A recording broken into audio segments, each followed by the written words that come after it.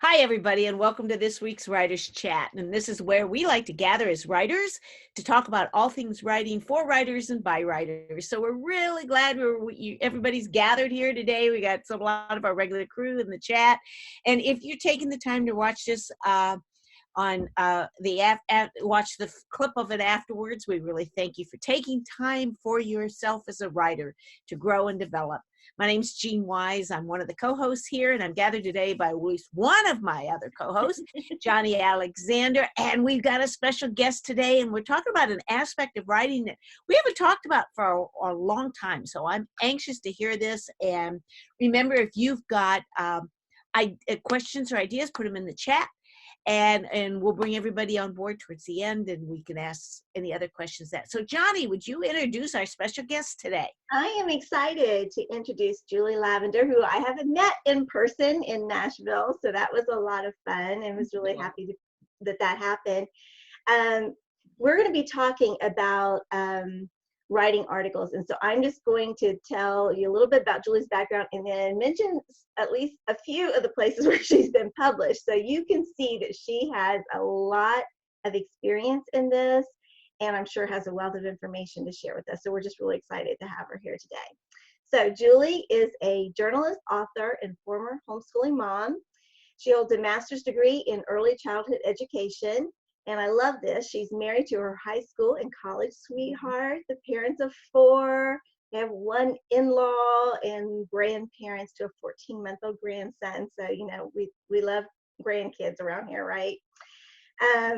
She and her husband moved around a lot because he was a medical entomologist for the United States Navy, retired, and now works as a wildlife biologist at a nearby Army installation. She has a book coming out in October, 365 Ways to Love Your Child, Turning Little Moments into Lasting Memories, which I just think is beautiful, being published by Revell. She's co-authored 2 devotionals. But here we're going to start in the article stuff, okay? She writes a monthly family column and monthly women's feature for her local newspaper, as well as other pieces. She was one of 12 winners for Guideposts Magazine's Writers Contest in 2014 and got to go to New York with the Guidepost editors. She's been published in The Upper Room, Homeschooling Today, Guideposts, Angels on Earth, Mysterious Ways, All Creatures, Clubhouse, Country Woman, Taste of Home, Today's Christian Woman, Focus on the Family, Mature Living, ParentLife, Refresh, BookFun, Southern Writers, and Secret Place. She also writes monthly. I don't know how you get anything else done. She writes monthly for Just 18 Summers, The Right Conversation, 3 homeschooling blogs, her personal nature blog called On My Walk with God. She wrote 365 Days of Celebration and Praise, a homeschooling and family devotional, a party planning book. Is that okay? Creative sleepovers for kids, 3 teacher resource books, Wonder Women of the Bible, Supermen of the Bible, and Scripture Adventures. She's also been in various compilations like Lighthouse Bible Studies, Heart Renovation, Chicken Soup for the Soul, Touched by an Angel, Chicken Soup for the Soul, The Power of Positive, Chicken Soup for the Soul, Merry Christmas, Gary Chapman's Love is a Verb, 365 Daily Inspirations to Bring Love Alive, Guidepost True Stories of Extraordinary Answers to Prayer, The Desires of Your Heart, and Short and Sweet too. Curriculum lessons in more than 24 group publishing Inc. books, and previously wrote for the children's section of the Denver Post. I've been writing a long time. It's like amazing.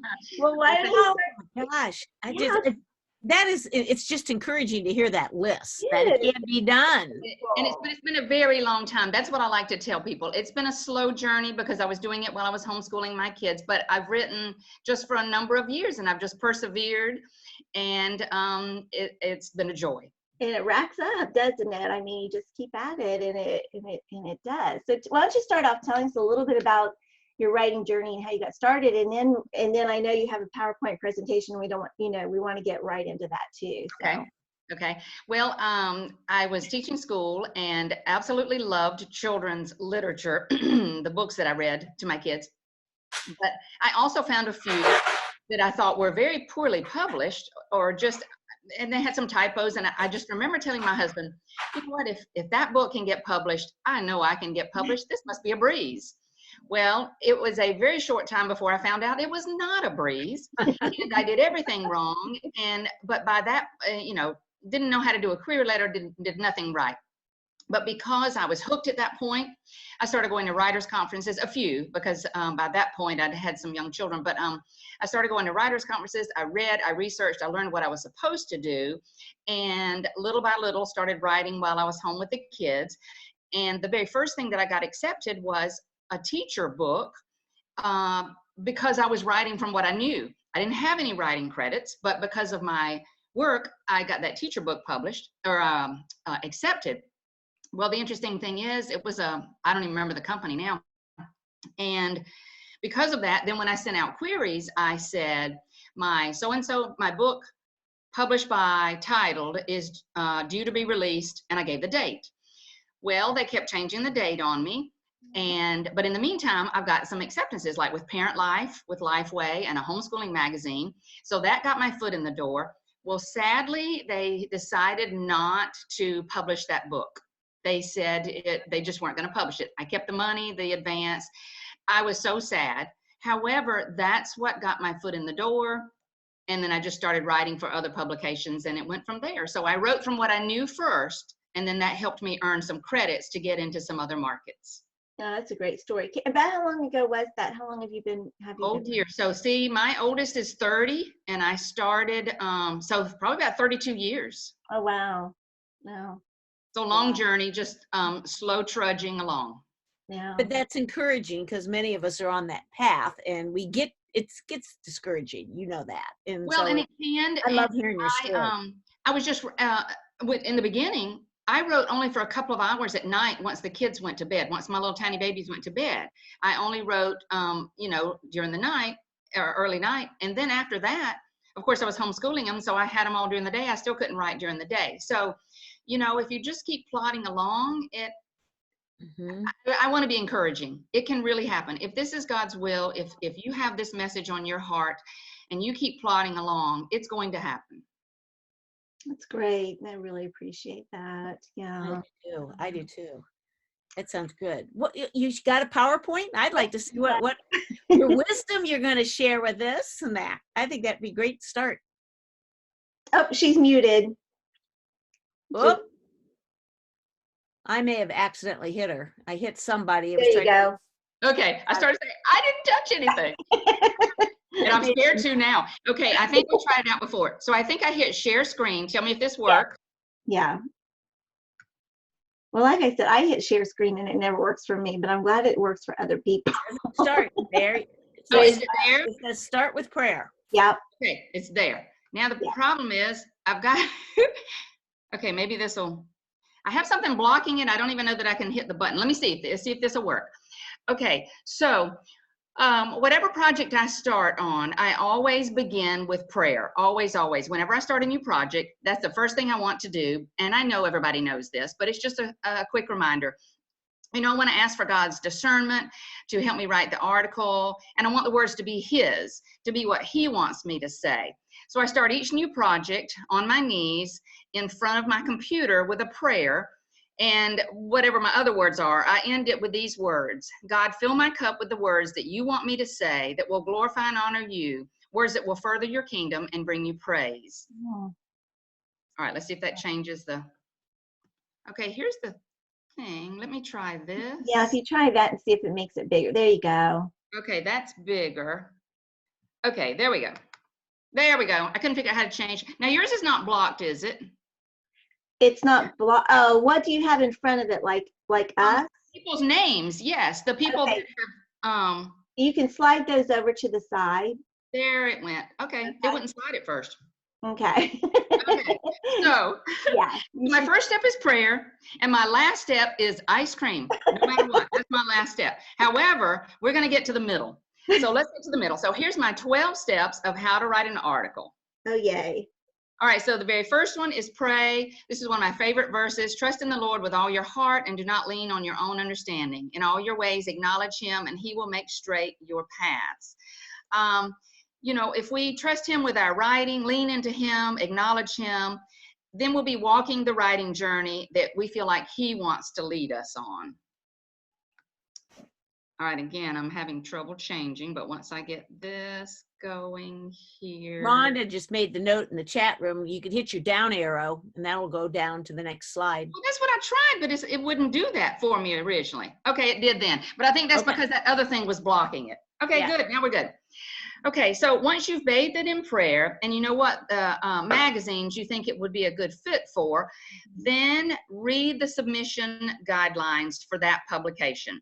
Most of those are found online at like a magazine's actual website, but also if you have the book, The Writer's Market Guide and the Christian Writer's Market Guide, you'll have that.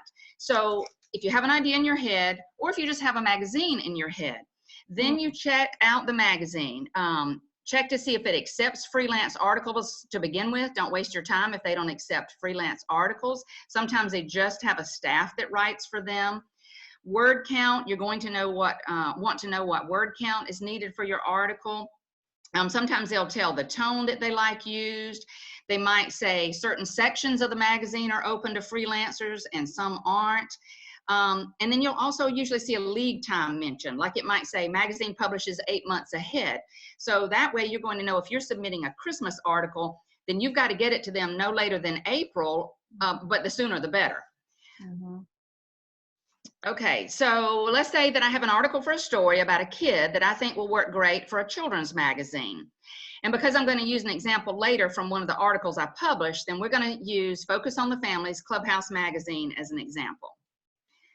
So the first thing I'm going to do is go to their website and check out the submission guidelines. And then I take notes and I keep all that info in mind that I mentioned before about what they like to use for their articles.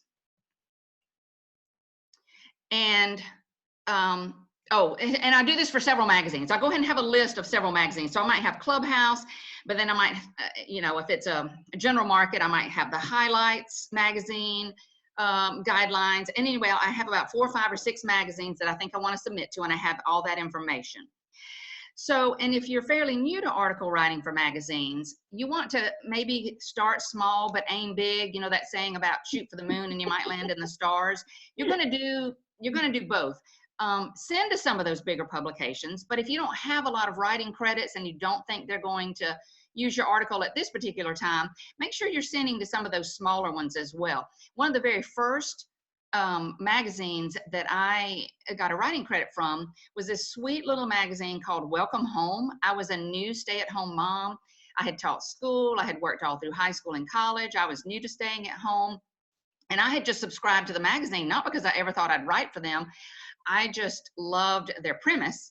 And I enjoyed it so much that then I got several things accepted by them. There was no pay whatsoever, but these were several writing credits. Again, I was writing where my life was at that moment. I was a stay-at-home mom. This was a magazine for stay-at-home moms. And when you're considering some of those nationally known larger publications, think about some of those smaller sections in the magazine. Even if you do submit to some of the big ones, try some of those. For example, with Guideposts Magazine, they have that small section in front called Pass It On. Oh, it's not even, I don't even think it's but like 3 paragraphs.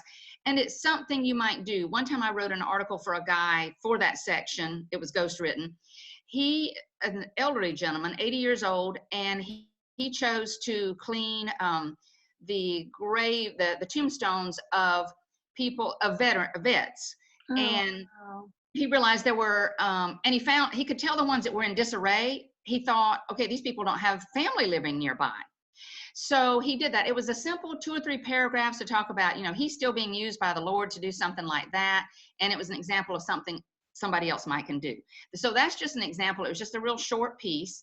And, you know, I made very little money for that, but that's not the point. You know, I was able to say I was published in Guideposts. Yeah. Yes, it was a tiny little section in the front, but I was published in Guideposts Magazine. So keep that in mind. You may want to start small.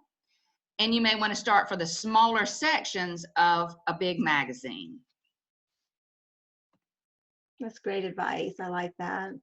Okay, so then, so once you've gathered a list of possible magazines that your idea might fit into, and check to make sure they accept the freelance articles, then study some of the sample articles in those target magazines or publications. Now, some you're going to have to purchase, some you can read online, but it's not really going to do you a whole lot of good to submit to a magazine you've never even looked at. They can tell that by your query letter. So just go ahead and,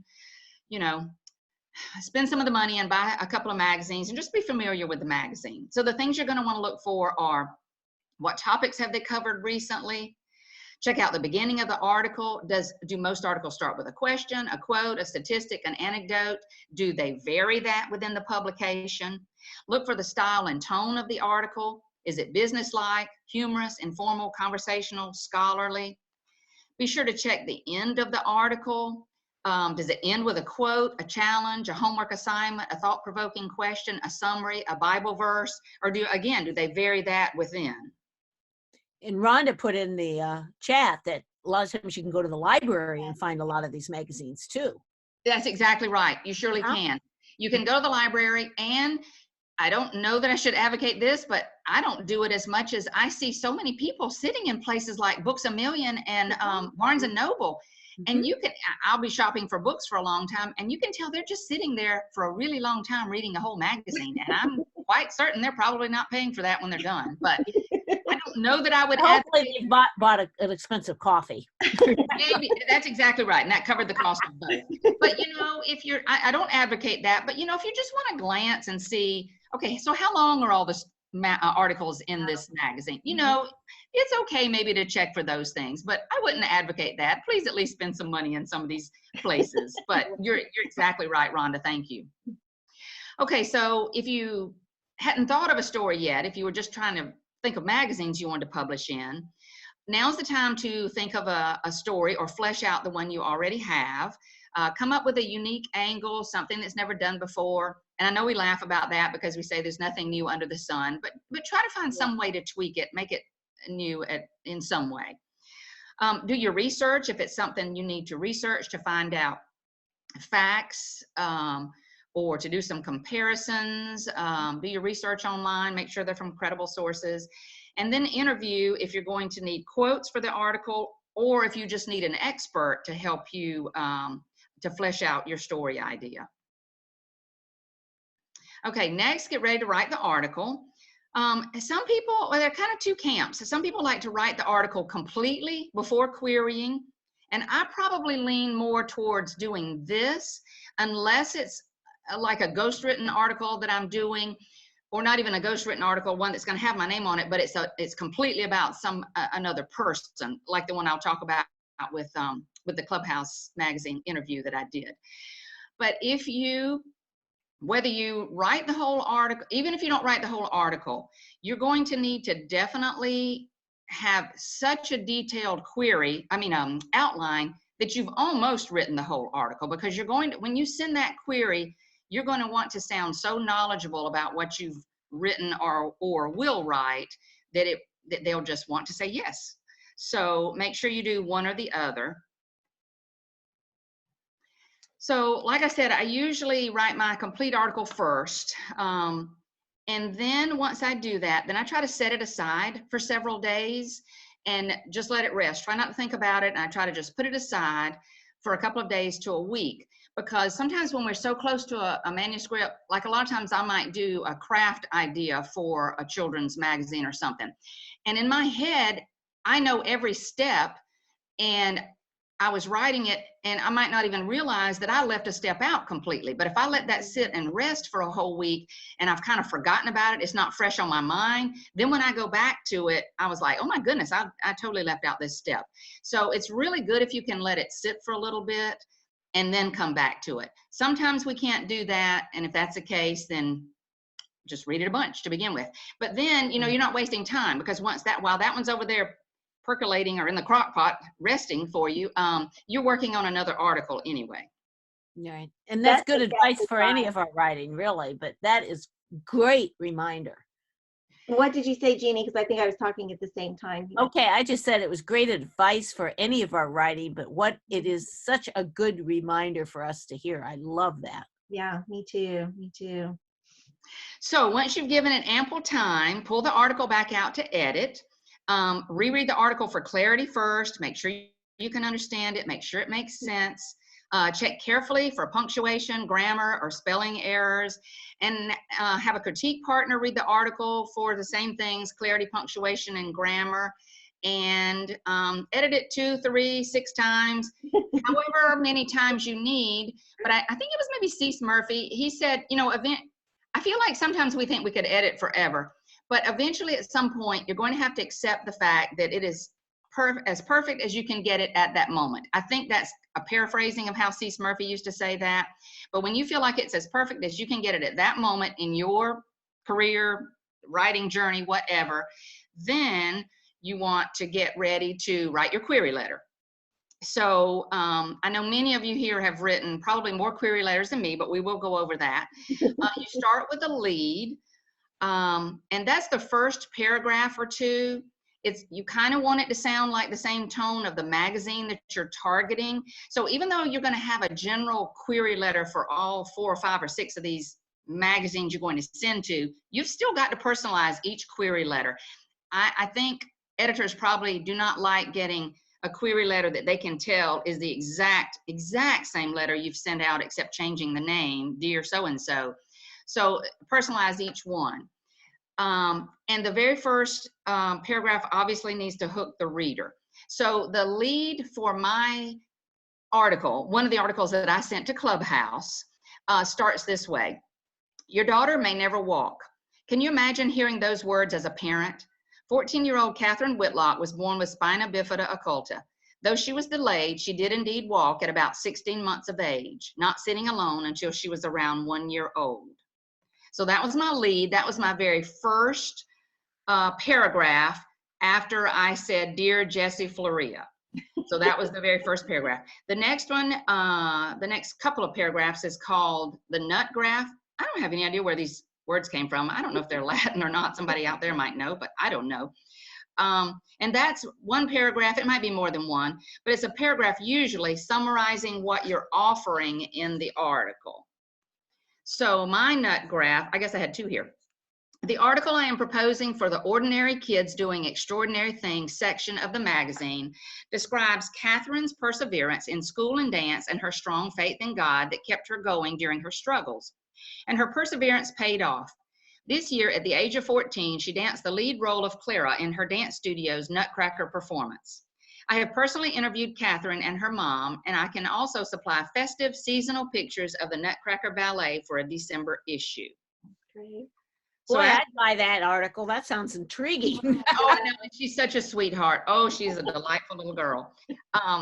So the body next. And then this is when you want to give some examples from the article, you know, to let them know that you've thought this through, that you've either already written it or it is such a detailed outline that you know exactly what you're going to present.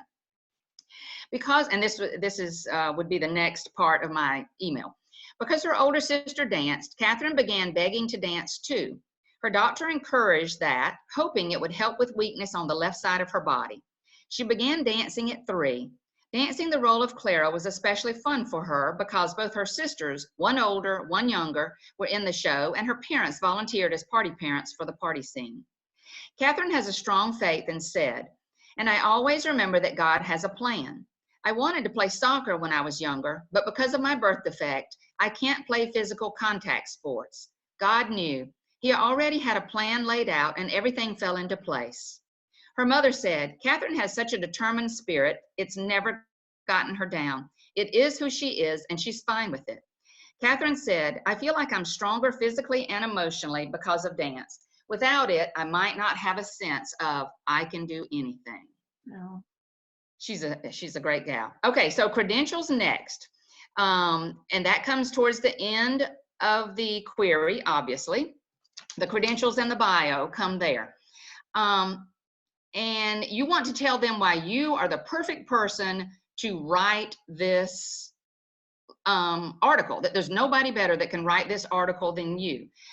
So, and what I want to show you on mine, the next slide, here's where you're going to toot your own horn. I have the hardest time with this as a Christian because I feel like I'm boasting.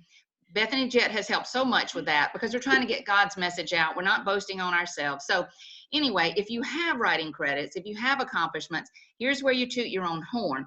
But I wanted to show you what you could do, and this is not my original article because I did have some publishing credits, but here's what you can do if you don't have any publishing credits. Don't tell them that. If you write something like this that I have here, they're going to know you don't have publishing credits, but yet you've still proven why you're the one to write this. Because my daughter has danced with Catherine for over 10 years, I have built a relationship with the Whitlock family. My years of dance experience through my daughter's involvement at the studio has given me a wealth of knowledge in the area of ballet and recitals. I have a master's degree in early childhood education and taught public school for several years before homeschooling my 4 children for 25 years. So I haven't told them that I'm not published somewhere in this last paragraph, but I've told them how much I know about dance. Now, I can't dance a lick, but I know about it from hauling my daughter back and forth to dance. So I know all about dance. I know about recitals. I know this family personally, so I can have empathy and compassion to tell her story. But I've also shown them that I do have an education background and have taught school because, of course, I'm trying to write for a children's magazine. So you can tweak those things at the end to show that you're an expert or an authority or how you know this subject without ever saying if you don't have many or any writing credits there. Okay, and then the very last one then, the very last paragraph is called the closing. And here's where you can get in a tidbit to let the editor know you've studied the magazine. Mention another article in the publication that is similar to your article with a theme or focus or something that's going to say, if your readers like so-and-so article, they'll enjoy my article about so-and-so. And you might not say it that way, or you might use those words. And that's what you're going to show on the last slide. And then that's also the time to mention if you're sending a simultaneous submission, which it's my understanding way back forever ago when I started writing, editors didn't like simultaneous submissions, but that's when they had the time and the staff to get back to you quicker, because that doesn't happen as often anymore. Now, I think they just assume we're all going to be submitting simultaneously. I think it's appropriate to let them know that. And especially if they love your article, then they want to snatch it up before somebody else does anyway, and you might hear from somebody else first. So, and some of the guidelines also will say that they accept simultaneous submissions, I think. That's exactly right. And you know, in that case, there's been times in that case, if they mentioned that they accepted simultaneous submissions, I'm not sure I always included that in my closing. I think I probably did. The honest person in me always just wants to make sure they know I'm not trying to trick them with anything. I want them to know I'm sending it to other people too. So I think I typically, now I know when I've submitted to Clubhouse, I honestly have not. This is how I would have done it for a children's article. But because of having met Jesse Floria at the writers conference before and already had an article accepted for him, then when I query him, I'm querying him specifically for his magazine. And so I obviously don't even say that. But most of the articles are the ones I've sent to him are these specific ones about these kids doing extraordinary things. And so I'm not sending them elsewhere anyway. So you may have a particular story that you know is just the perfect fit for one article. For one magazine, and you're not going to submit it simultaneously. But there's others when you first get started that you may want to send to a lot of people anyway. What about reusing articles? Rhonda asked, if it's been published elsewhere. She used the example of chicken soup, and I think that probably goes to rights and stuff like that. But have you repurposed some of your articles? Or I have repurposed very few. Some I have, but almost everything I have repurposed. They'll also say that in the guidelines, they'll say uses reprints. And then I think if that's the case, they pay you less and they say this article originally appeared in such and such. But now the majority of the things I write for, they do not want an exact reprint of an article. And it has to be tweaked quite a bit before. And I will go ahead and tell them it appeared originally in a different form in such and such. I haven't had that much luck. repurposing articles. I think a lot of people do, but I haven't had a whole lot of luck with that. And I do think they want it changed a whole bunch. I think I could do that. Several people are asking about blog posts. If you took a blog post idea and then, to me, if you rewrote it into an article, it's a little bit, it's enough different depending on. That's right. That's exactly right. Yes. I think it still needs to be rewritten a good bit, because now with, and now somebody that knows all about these online numbers and all that, search engine and all that, you know, I've seen so many things that tell you not to post identical blogs in two different, you know, in a lot of places because of the search engine words and all that stuff. So now that so many magazine articles are online, I don't know if they're going to, if they would want it word for word as your blog, because if somebody's searching for it, I don't think they're going to want to find it word for word on your blog. But I think you can take a blog post idea and tweak it and add to it, add new Bible verses, add more references, add more anecdotes. But I don't, unless I'm wrong, I don't think anybody's going to want a magazine article that has appeared in the exact same form on a blog previously. And someone else may know that better than me, but that's my understanding. I think you're right, and I don't know enough about this just to say with, you know, positivity, but I have heard similar things, that the little spiders that go through, if they see the same article in multiple places, it sort of puts that article, considers it spam basically, and it's not going to show up in the search engines, and so that's what you don't want to have happen. But again, I think I'm not telling you that that's exactly what happens. I think you're exactly right. You said it with the right words better and more eloquently than me. That's exactly what I've heard. Yeah.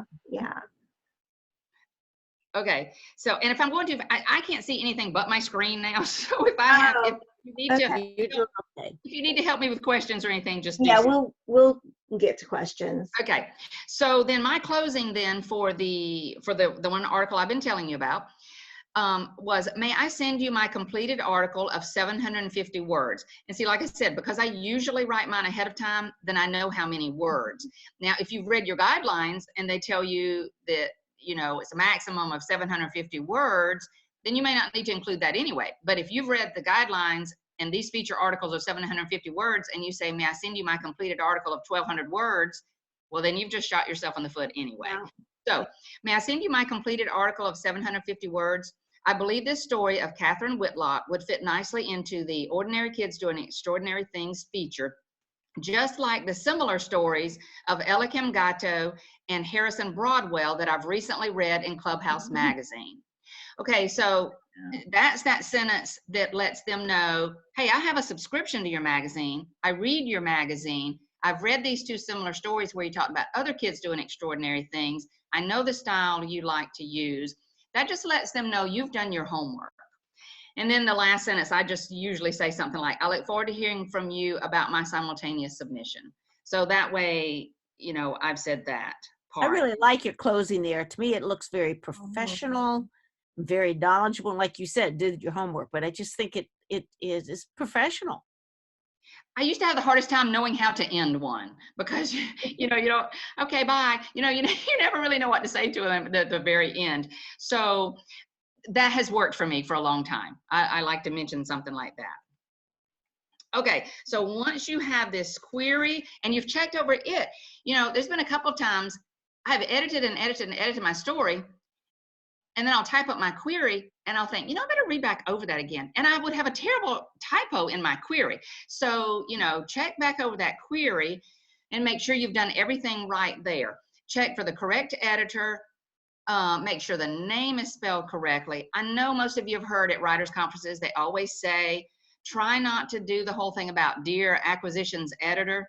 Try to find the right name. And that's frustrating because I love how, you know, they'll say that at a writers' conference, but I have been through way back before we had internet. When I subscribed to the Christian Writers Market Guide or the Writers Market Guide, those things were so old by the time they got printed, as far as the names on there, then sometimes I'd have the wrong name, and I would do what they would suggest at a writer's conference. They'd say, well, just call, the receptionist will tell you. I cannot tell you how many times I've called and they will say, oh, just address it to the acquisitions editor. Okay, it's not easy to just, you know, beg and plead when they tell you. I've tried. So I don't know how to tell you that other than that. I do know that writers' conferences are so wonderful for that, online. Try to find the correct editor to send it to. Make sure you address it. Dear, mine of course was Dear Jessie Floria. Then I had all the paragraphs and then my closing. But make sure that it looks good. Make sure the name is spelled correctly, and then send it out. You know, send out the simultaneous queries, but be sure to personalize each one. If I didn't have a relationship with Jessie Floria through conferences and was not submitting just to him, and then I was submitting to Clubhouse, highlights, pockets, if I was submitting to something like that, then each one of those I will have personalized with the editor's name, and then down at the bottom, I would have that closing, I would have found stories to compare it to. So make sure that they can tell it's a real personal. And even when, but you may say, you know, here's my simultaneous submission. So they know you've sent it to a bunch of people, but they've seen that you have taken the time to personalize it and familiarize yourself with their magazine. Then send it out. Sometimes I would sit on mine because I get so nervous, but send it out. Hey, Julie, we had a question about, you know, especially when it comes to if the editor's a woman, do you say Miss, Mrs., Ms., or do you do first and last name? Well, and I've had a problem with that too. I usually just do the full name because I never liked MS for me personally. And so I don't know how other people feel about it. I didn't care. It never bothered me if somebody had the wrong or didn't put the right thing. But I think there are some people that are pretty passionate about it. And that if you don't want to turn them off from the very beginning. So that is my own personal, I have never read that. That's just my own personal opinion. I just put the full name. Thank you. And then I don't worry about it. The only thing I will advise is that if you ever, I don't even know how, because that he or she wouldn't have come out in my query letter. I remember at one writer's conference, somebody mentioned, you know, if the name is, okay, my daughter's name is Jessica and we call her Jessie. Well, that's not a good one because they're usually spelled different. Okay, so Pat, if the editor's name is Pat Smith, well, you know what? You don't know if that's Patrick or Patricia. So they, you know, if you had a reason to say he or she in your letter and you wouldn't there, but just make sure you know whether it's a male or female in case you know, you're writing something. Don't just assume you're writing to a male. Don't just assume you're writing to a female if you don't know about the name for sure.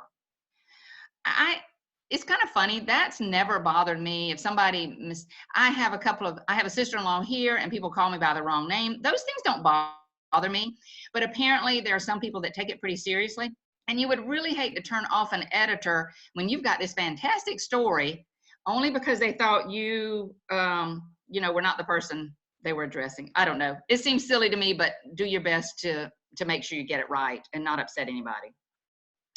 Okay, so while you're sitting, you know, once you send that out, sometimes it may take weeks or months to hear back from someone. Well, obviously you're not just going to be sitting around. You're going to be grabbing another idea and finding 5 or 6 magazines to send that query to.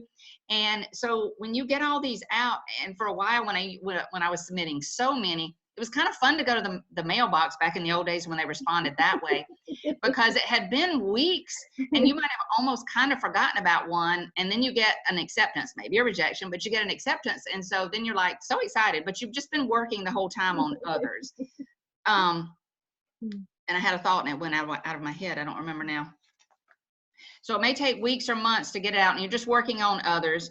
And then when you do get a yes from someone, from an email, and they say, I would like to look at this, I would like, and you know that a yes doesn't necessarily, if they just say, yes, you may send us a story, that doesn't necessarily mean they're going to use it, but you've gotten your one foot in the door. So if you get a yes, make sure to send it in.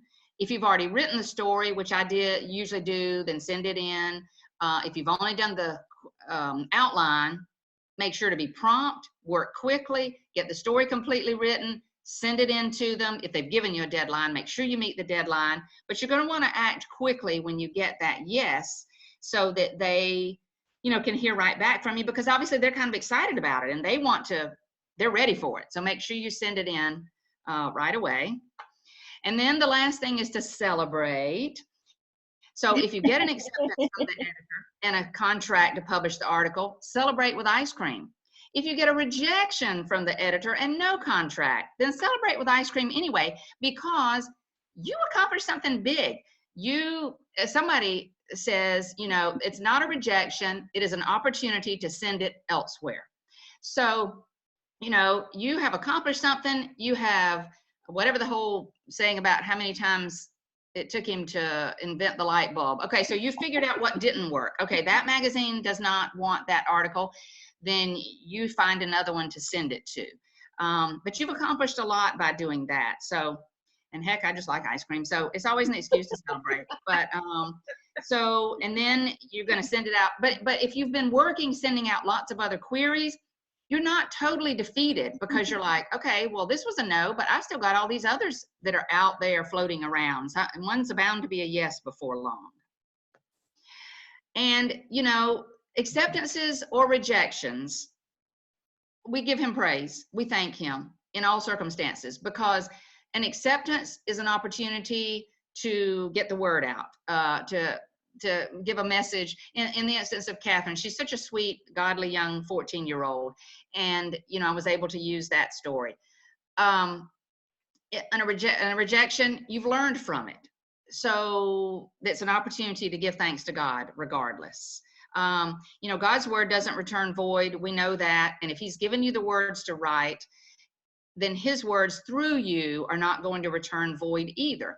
And I've been at conferences and other places where sometimes people will, if it never gets published, if something you wrote never gets published, okay, then maybe God just wanted you to learn that lesson, to get that experience, to interview that person. Maybe that person needed to tell their story to you. I just always feel, if I've bathed it in prayer to begin with, then whatever happens, I feel like is God's will. And I feel like, I hope that I've been obedient. And I feel like he's going to use that somehow. Yeah. So that's really it. But I love to hear people's success stories. I just love to hear success stories when you say, I queried this person and they said yes, and I'm so excited to get to write this story. So if you'll tell me your success story, then I'll celebrate with ice cream. And my favorite is Baskin Robbins chocolate chip. I get the same kind every time I go in, even though they have 31 flavors. But so I'll celebrate. So look for me on my social media or my blog and tell me about your success stories, and we'll all celebrate together. Oh, that sounds fun. This has been great, Julie, just great. Now I got just an additional question besides article writing on that is when Johnny read your bio with all your success with Guideposts plus the contest, you got a good tip for us on that? Because that's a dream for a lot of us. It is, and the tip is enter the contest. You can sincerely, that's how I've had the opportunity to write additional stories for them, is because I entered the contest and won the contest. Now the odds are crazy. I think there were 4,000 submissions the year I submitted, and they picked 12 winners. Wow. But at the same time, I'm so impressed with I'm impressed with all the Guidepost editors that I've had to deal with. The reason I said most is because I don't know all of them. They're amazing in that they remember stories. No matter how many they read, they will remember you. And so I had submitted a couple of things before I submitted to the contest, only one or two. And so once I won the contest and was talking to Rick Hamlin, he brought up some of the other articles. So they just remember you. Wow. And if you keep persevering, if you persevere and they see that you're going to be willing to persevere, to keep trying, you're going to get noticed. And again, some of the smaller pieces, they have one section there, what prayer can do. I told you about the one small piece, real small piece in the front. That's about 3 paragraphs. They have one section called what prayer can do. And it's probably 6 or 8 paragraphs. It's one whole page in the Guideposts Magazine. And that's probably an easier one to break in. They even have a recipe and a prayer mentioned And if you have something you think is unusual or great and you've got a good story to go with it. So just my suggestion is just to keep trying, keep trying, keep trying. And where do you find all your ideas? Well, probably with 4 kids, they just seem to come to me. Well, now I write for my newspaper, and I've been doing that since I moved back here after my husband retired. And now I did know Catherine from my daughter's dance, but the 2 boys that I mentioned in my closing, I use those, but those are actually 2 stories that I had written as well.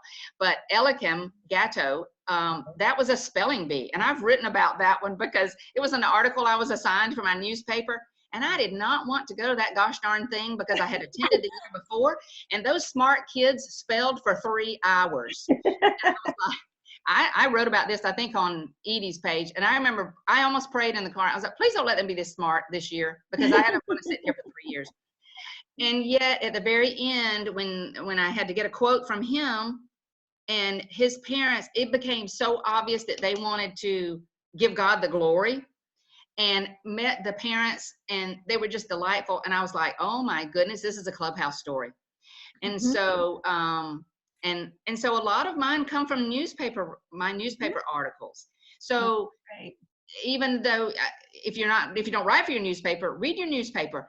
I love to toot the horns of local folks, especially some that their story's not huge, but it's a good little story that needs to be told.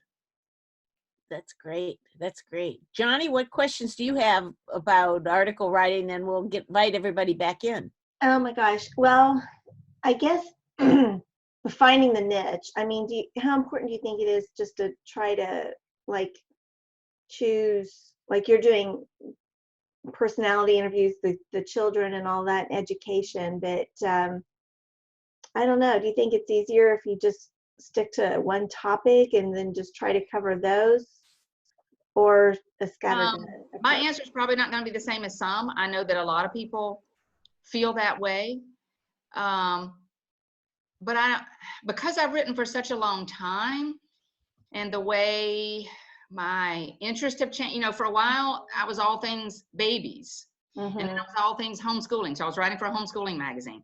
And then after that, the kids were into some sports. And so I think as your interests change, as your life changes, as your friends change, your interest group, it has worked well for me to not do that. I will not call a name, but when I was first searching for an agent, she was funny. She was great, and she was very nice and complimentary, and we've seen each other several times and we've talked. But when I first sent her my bio, she said, you're all over the place. And it was not meant as a compliment, because I think she needed me to be branded, because that's how she needed to be able to help me. Well, and I did not take it negatively. It was okay with me, because I love my writing credits. I love the fact that I've written from ParentLife to Mature Living. Oh my word. Now, in my Mature Living one, I'm Baptist, so I've written for several of the Lifeway. That was a funny one, how that came about. I think I told Jeannie Waters, who's on here, I told her this story not long ago. I sent in a story. It was about time, and about how the time on the clock could remind me of different things to pray for. And that all got started because every time it was 11:11, a lot of people make a wish or something. I don't remember. I don't even know why that's in it. Well, because I have 4 children, every time I see a clock that says 11:11, I just shoot off this quick prayer. Dear God, please bless Jeremy, Jennifer, Daniel, Jessica. That's my 4 children. Well, so then it went from a lot of things. Every time it's noon or midnight, then I think for that one, it was like, I think I prayed, God, thank you for the stories in the Bible. I love all the stories about the 12 disciples. So it was little things like that. So I sent it to Home Life and ParentLife. I think those are the 2 I sent it to. So I was probably in my early 40s, mid 40s. Well, then they responded and said, we'd like to use this for Mature Living. I was like, okay, I am so offended. That's not my genre yet. And I don't know why this is for seniors. But, I told Jeannie, I was like, I was only offended for about 10 seconds. I didn't have a Mature Living credit. I was like, yay me, I'm going to be in Mature Living. That's great. That's great. All right. Well, should we have everybody come back on? And if you're stuck in jail, let us know in the chat, and we will try to release you. Back, because we may have missed a question or two too. So questions, because I was actually, while Julie was talking, was looking up about chicken soup for the soul rights, because Ron had asked about that. And it says on their website that they ask for non-exclusive rights to publish your story. This means that you retain ownership of your story or poem, but they can use it in any future title or product. So it sounds like you could use it for reprints and repurposing. But that is one thing you do have to look to see what the rights are. Like if you sell all rights, no, you cannot use that thing again. So, you've got to be really careful about that. I did have a question, Julie, that went by in the chat. There's been a lot of chat today. It's great. What if you know what you're talking about, but your credentials don't necessarily designate you as an authority in that subject? My college degree is social work. Right. But I write on a lot of topics that don't include relationships or things like that. Well, I think however you got to be an expert on that, I think I'd make sure I pointed that out. And you could just say, okay, so for instance, I have an early childhood education degree.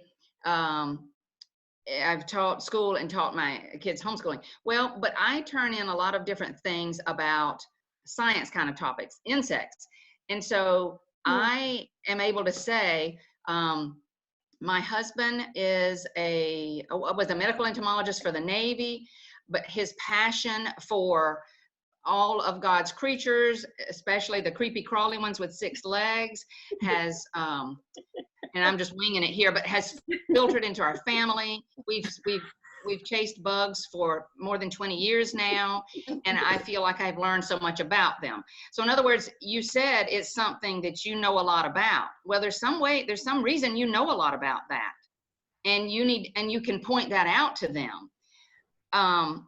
And tell them why you are an expert in that. You can say, this is a passion of mine, and so I have studied it for years, and that's how I feel like I'm the person to write this article or something like that. Because if you do know a lot about something, well, there's some way you did that. If it wasn't in college or something else, then make sure they know that. That's a good thing for us to think about as writers.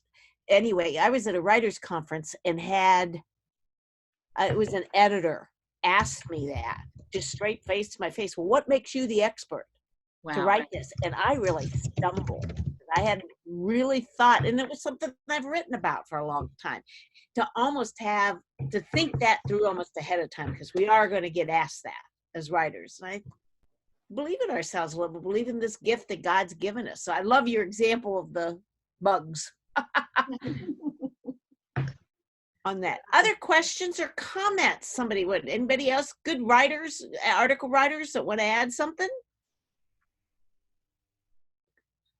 Look, no? I have a question. Julie, what if you've already raised your kids? Is it too late then to write children's stuff if your kids are grown? Well, I sure hope not. And I know what you mean, because you don't want to let anybody think you're out of touch. Right. And see, I have thought about that as well. And I certainly hope not. I think in that case, several of us have sat in children's courses, continuing classes is what I was trying to say, at writers' conferences. And they'll tell us if we're writing for children, we've got to be with them at some point. So we can either point out, I spend a lot of time with my grandchild. I work in the nursery at church. I volunteer in the school just down the street and read every Tuesday or whatever. I think if that's the case, I think they're going to want to know we're around kids But, you know, and I've thought about that too, because I'm like, well, gosh, dang it, that's not fair. I just now have time to write some of those things for children that I would like to write, because I did get those 4 children raised. But yet we don't want them to think we're so out of touch that we can't speak the language anymore. True. I have 6 kids, so I have lots of stories. Oh, yes, you do. Well, it's almost noon, so while we're still recording, we do want to make a couple announcements and kind of wrap up, and we'll invite everybody to stay for the after party too. And then, Julie, if you could stay with us a little bit longer, because sometimes people might have a few additional questions, and we can do that after we finish recording. I did for once, Melissa, look at for next week. So I could announce next week's topic. I remembered to do this, and it's Johnny and Melissa are going to lead a discussion on the basket of 6. And I think, Johnny, you want to explain a little bit what that is? I think I know where you're going with that. But Yes. If you'll remember a couple weeks ago when we talked about Robert Benson's book, Dancing on the Head of a Pin, and Robert has a bookshelf with a lamp and the very special books in his life that influenced him that he reads more than once. I mean, he reads them all the time. And how I had taken that when I heard him speak about it had come up this concept of basket of 6, where I have these 6 books. So what Melissa and I decided to do was to ask everybody to choose one book that you might have either in your basket or on your shelf with the lamp that never is turned off, that has influenced your life, that you read more than once. The only thing we're saying is that it cannot be the Bible, because we know all of you would say the Bible. So no, you cannot say the Bible. Okay, we take that one as a given. But another book, it can be secular, it can be spiritual, it can be fiction, it can be nonfiction, it can be a children's book, it can be a grown-up book. It cannot be pornography. I guess I have two stipulations. Remember your audience. I'm sorry, my head even went there. But yeah. So that's next week. So I'm excited about that. That sounds so it's going to be an open mic, and we want you to we want you to be able to show your book, be able to tell why it's important to you. And I know it's going to be hard. I mean, I've already been thinking about this, like, what is the one book I'm going to pick? And I don't know, but that's what we're doing. So. And I love our open mics that we share like that. And we like to do this periodically and stuff. And I would like to invite anybody that's here that's interested in children's writing, that today our subgroup on Kitlet is meeting at 2:30 on this Zoom link, the Zoom link that you did to that. And we just met one other time, so there's nothing major going on other than we're going to talk a little bit, kind of make it almost an accountability group. So we kind of said that this time, if somebody could bring a resource that they use, so we could share a little bit, and maybe talk a little bit about what you're working on in the area of children's literature or you want to work on. Me is the wannabe that never gets it done. I'm looking for the accountability of sitting there saying this to the group that, okay, next time we meet, I'm going to try to do this, this, and this. So anyway, if you are in at least been interested, we just meet about every couple months and just kind of touch base with each other. That's what we're going to do this afternoon, 2:30 on this, 2:30 Eastern, better clarify that, on this link. So Julie, the same link that you did to connect. So, and it's just kind of an informal sharing. I'll be on that. And Renee wrote that she can't make it. It sounds great. I don't know if she's referring to next week, but you could always watch the replay, Renee, because we always have the replay there. And I would have an extra piece of paper with you, because I bet you're going to get some new book ideas and all that. And if it's the kid link, Renee, that you're interested in, we'll post in the group when we meet again. So we'll make a post of that so you can get it written on your calendar. So thank you, Julie. This has been great. I have enjoyed it very much. We have not talked about article writing for a long time in this group. So this was absolutely perfect for us to talk about. And so we'll see you all next week on Writers Chat. And those of you that are here, please stay around for a little bit for the after party. So thanks, everybody. Bye now. Bye. Bye.